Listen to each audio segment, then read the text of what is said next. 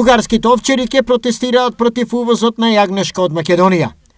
Според председателот на Асоциацијата на одгледувачи на овци и кози Симеон Караколев, бугарскиот пазар е компрометиран со увозот на 200 тони јагнешко место од Македонија со цена под 7 евра за килограм.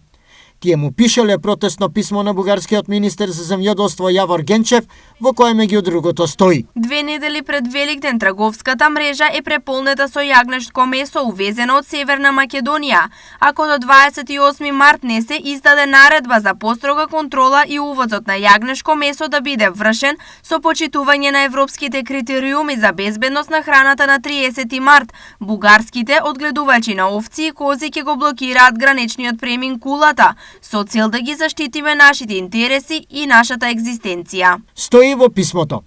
Од своја страна, ставот на македонските производители на јагнешки и најавениот протест е следниот. Значи, македонското јагне е квалитетно, а за на слободниот пазар треба квалитетот да се цени.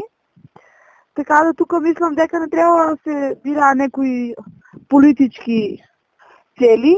Тоа е моето мислење, нашето македонско јагне е навистина квалитетно. Освен во Бугарија, за великденските празници македонските јагниња ќе ги има и во Грција, Италија, Албанија и други европски земји, но и земји на Блискиот Исток.